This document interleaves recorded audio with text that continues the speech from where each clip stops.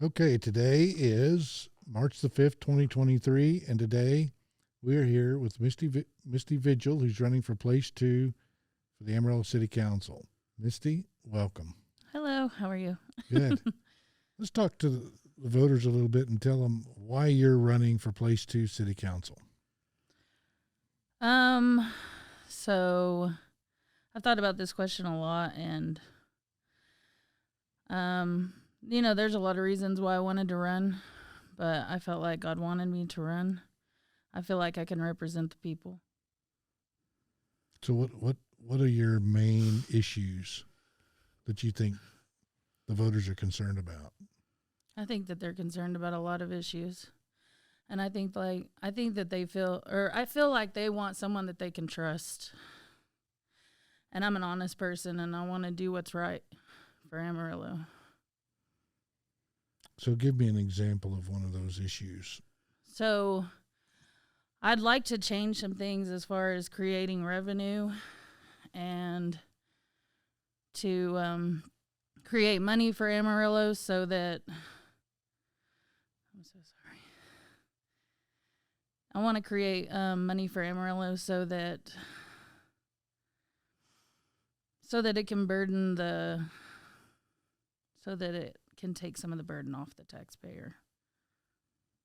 So you don't like high taxes? No.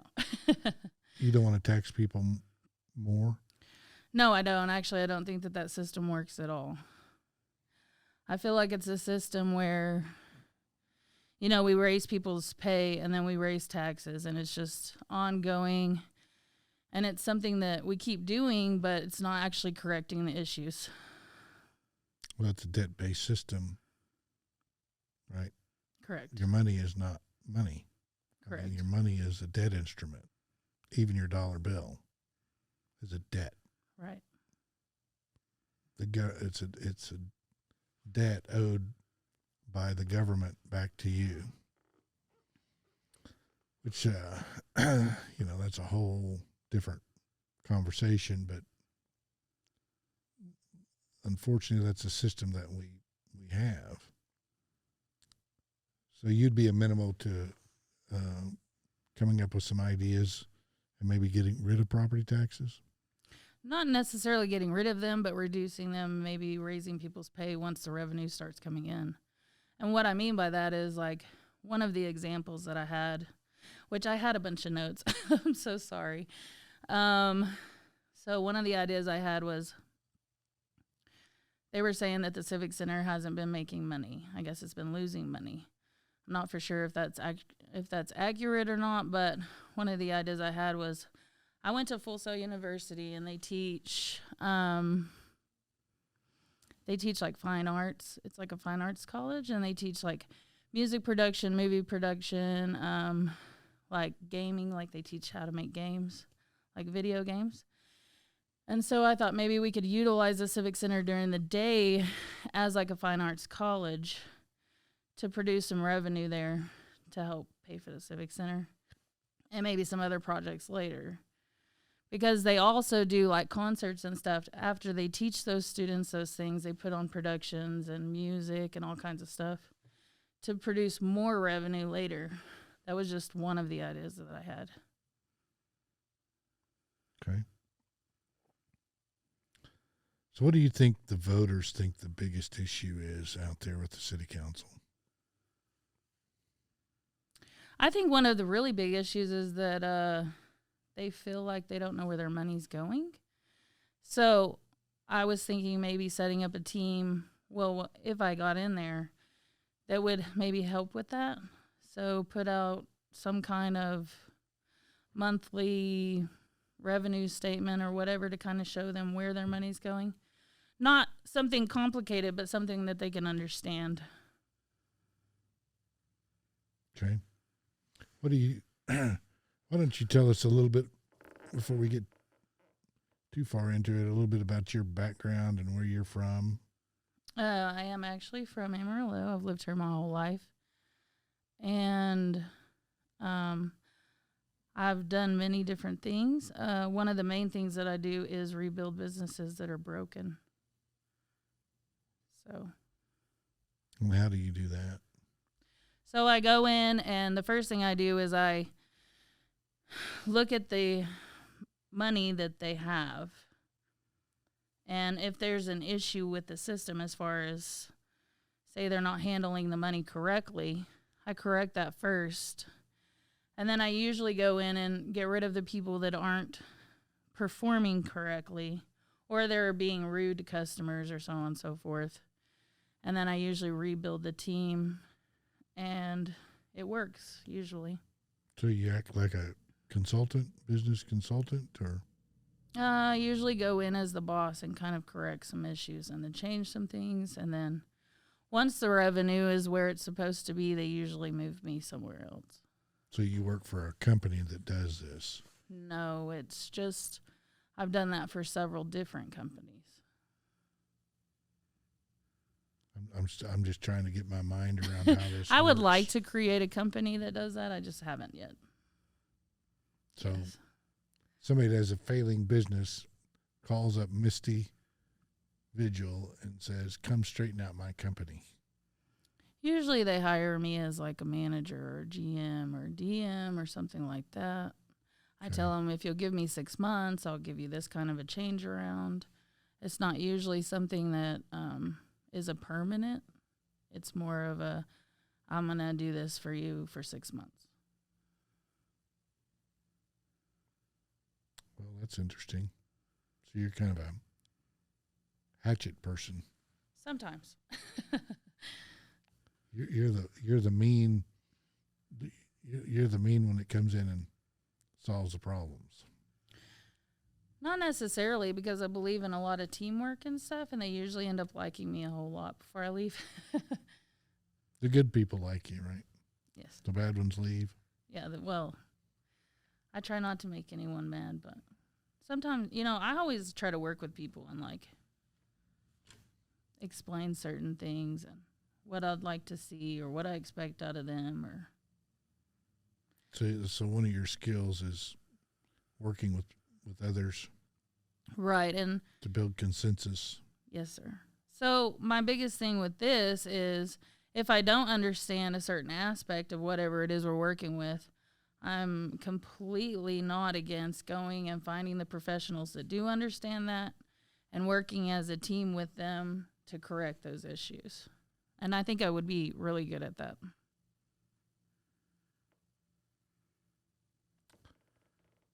What do you think? Do you think that as a city councilman, you should listen to the voters, or do you think the council should do what they want regardless of what the voters want?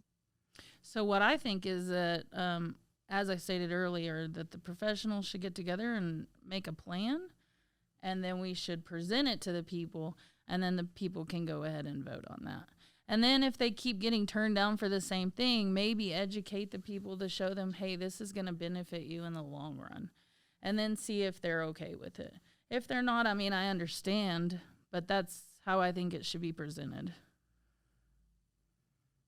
But because after the voters say no, you think you should still keep going back? Either because it benefits you or other people on the council.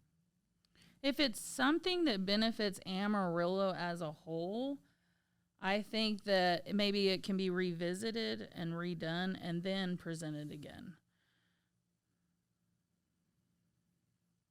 So,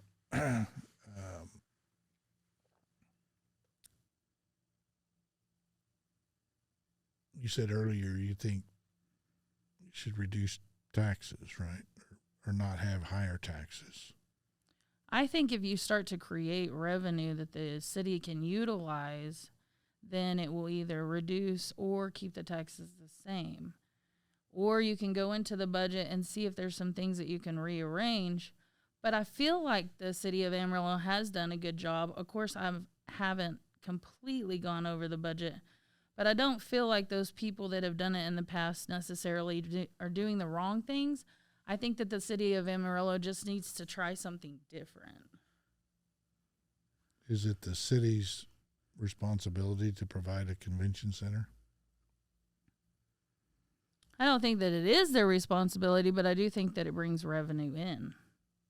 And we do want revenue and tourism and all that I mean, one of the big things about the people of Amarillo, I feel like they feel like they don't have a whole lot of stuff to do with their families, and I think we need to find something that they will enjoy. You know what I mean? That they want to do, that brings money into Amarillo. Well, if a convention center brings in more money than it costs to run it, why wouldn't a private entity provide it? I'm not saying that they couldn't, but I think Amarillo has the assets and the means to make more money than they're making now. I guess what I don't understand is why people want to put it on the burden of the taxpayers. Why should that have anything to do with people who own a house or any other property? They've lived here 40 years. They own their house, but yet they're going to take money away from them to give to build a convention center that they may never use. Why wouldn't you fund it a different way? I'm trying to understand why anybody could ever even fathom using property taxes to pay for a convention center. You're talking about a different convention center than this. Are you talking about the? It doesn't matter. Civic center, you can call it whatever you want. It's a community center that's used to provide events to the public, trade shows, that sort of thing. I don't understand why you would ever want to use property taxes. I would think that'd almost be criminal. But don't they already use it for that? If they do, I would think that it would be wrong. So Amarillo owns the Civic Center, correct? The city of Amarillo, yeah. So does the revenue from the Civic Center benefit Amarillo? I don't know.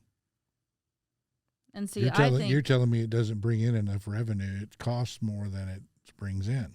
That was the article I read yesterday. So then how would that be a benefit? It wouldn't be. That's why I was saying these are the ideas I have to make it benefit Amarillo. And I believe that that's a problem with, you're saying, I don't know, but I feel like the taxpayers need to be able to see, hey, where is this money going and what are we using it for? Yeah, I understand what you're saying there. I just am trying to point out that our previous council was trying to use property taxpayers' money without their permission to double their property tax rate or really triple it without a vote. And why? The first question I ask is, why would anybody even consider using property taxes for that? That's the most unfair, incomprehensible thing I could see do. Right. Because it has nothing. If it's a viable deal, you call the revenue bond people. They say if it's viable, we'll back your bonds. You sell the bonds, you sell them on Wall Street, and you pay it back with the income produced by the facility. That's how it should work. And if it's not viable and they say it's not viable, you shouldn't do it. Right. So why are they trying to take your property to build them a convention center that the people that own the property are never going to step foot in? Well, I don't think what happened with the Civic Center should have happened that way. I was just trying to think of a way that the Civic Center could create revenue if they needed it to. Well, they could also go get a bunch of food trucks and sell tacos on the street. Well, right? Yeah, I mean, I even thought, I thought about they could put roasters in there or, even a Starbucks and all kinds of things. There's ways to make money in a building that's already built. And what happened with the Civic Center, I don't agree with. I want to make that clear. But because it's losing money, I would like to help it make money and then use that money for Amarillo and for other projects instead of making it the problem of the taxpayer, if that makes sense. Yeah, no, that's what I was trying to get to. Yeah. Very good. So you want to think outside the box and bring some fresh ideas to the council. Yes. Based on your experience of being able to help businesses restructure how how they operate to be profitable. That's correct. I got you. And what other background do you have in Amarillo that prepares you for this position? Well, I went to AC for business, and I was on student council, and I've been a part of Trinity Fellowship Church since I was very young, like 13 years old. I've always wanted to be involved, to help people, and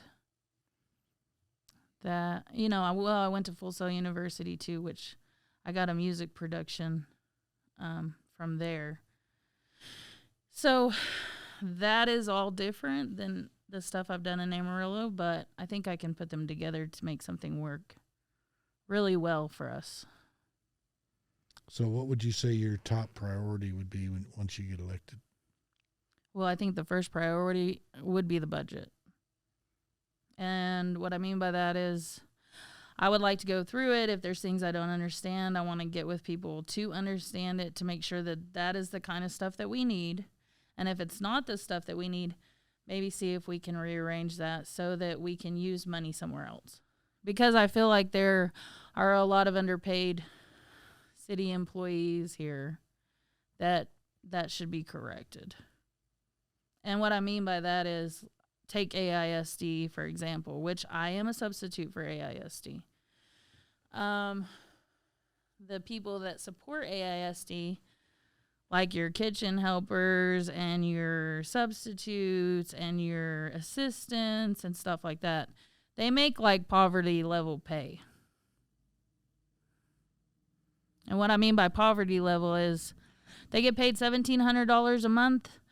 That's before they take taxes out, 401k, and insurance. So they come home with $1,100 a month, and that's very hard to live off of. People on Social Security, they're making $600 to $800 a month. Rent here is, it's doubled. I don't know how some people are surviving on it. Yeah, it's but why is rent doubled? Well, they say it's inflation. No, it's property tax going up. All the costs of owning a piece of property is skyrocketed. Their costs are going up faster than the rent's able to keep up. Right. So the landlords are going backwards. And, what inflation does is it helps government. Right. So your property tax assessments went up due to inflation. So cities, counties, states, and nations bring in more revenue. It's a way they can steal your money, and you think you can do nothing about it. So that's the problem. Right. Because of what we talked about earlier, because we have a debt-based monetary system. So that's kind of the name of the game. It's all about government winning and the citizens losing. Yeah, but it shouldn't be that way. I feel like that needs to change. But that's why you have to get rid of to me, we need to change the way we tax. It's wrong. It's actually unconstitutional, in my opinion, because the Constitution says clearly no direct taxation. Right. What do we have? Direct taxation. Right. So follow the Constitution, we have no problems. I would agree with that. So we can do it. We could just say no property taxes in Amarillo. I think you could do it. It's a simple, I've given it to tons of politicians, and they look at me cross-eyed and say, well, that'll never happen because there's too many interest involved in the current system. I said, well, we can do it anyway. Just do it. And you can get rid of property taxes. Everything funded on a sales tax. You wouldn't even have to raise the rate. You just take real estate transactions and apply the sales tax to it. You'll bring in more money and eliminate tons of costs and tons of unproductive employees, because any person working for the government is a drag on the economy because they're not producing anything. Right. That person should be working in a situation where they're producing something of value for others, and they'll be paid a lot more money instead of being in the government, on the government payroll, because that drags everybody down. Yeah. If we were going to propose some kind of an idea like that, I would want to get like your input and someone else's input that's a professional in that area, and then make a proposal and then submit it to the people and see what they think. Try it and see if it works. You could try it in Potter County, just Potter. And I think that if we do make changes and they work really well, I feel like Amarillo will kind of be. If you did away with property taxes in Potter County, it would be the biggest booming place in America overnight. Well, and that's what I mean. I want to help Amarillo develop to the point where everyone's like, what are they doing differently? What are they doing that we're not doing? And so that would be a great idea. Well, I'm not one to compare ourselves to anybody else. We should just take what we have and run with it. I think we have enough capable people in our community that can figure out how to take what we have and make it work for us. And we shouldn't be comparing ourselves to Dallas or Austin or Abilene or Dalhart. They should be looking at us saying, look at what they did. That's what I'm saying. Maybe we can do it better. Yeah, that's exactly what I'm saying. But we have people in elective office that aren't creative. They don't want to take any risk, and they don't want to upset the lobbyists or the people that give them donations to their campaign. Well, I'm definitely not that person, and no one gives me donations. In fact, I've had no donations, and I have done everything on my own, which isn't a whole lot, but the good thing is then you're not going to be beholden to anyone, and I think that's important. You don't owe anybody anything. No, I don't. And I like to be in that position.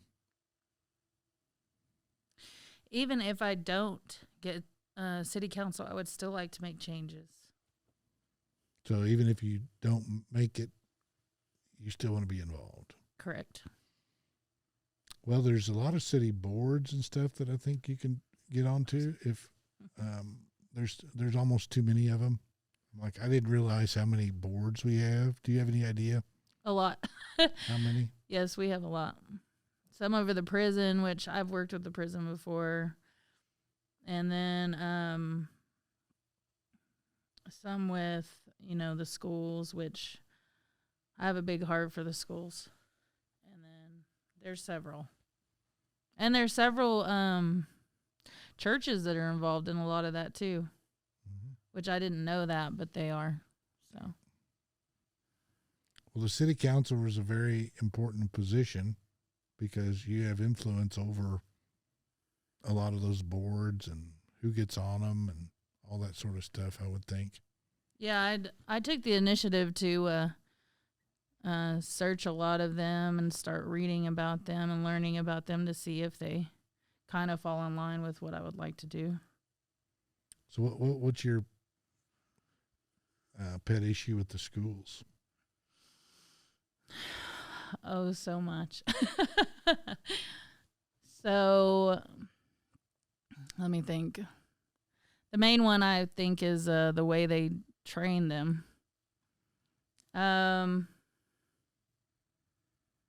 So they do that whole no left behind, no student left behind, which I understand why they implemented it. But what happens is the students are at our head. They fall behind because they are bored and they start to act out. And there is a program developed, which is also one of the things I had written down that I forgot my notes for. And I've actually approached that school board and asked them to provide me with a plan so I can present that to the school board, because it is, the way it is designed is, it's self-paced, but it's not. But what it does is it encourages the students that are behind to catch up, and the ones that are ahead, it gives them rewards to keep moving forward. It's a completely different way of thinking, but it works. And I have proof that it works. So that is why I would like to present that to them. Well, humans need competition, and we need to be challenged.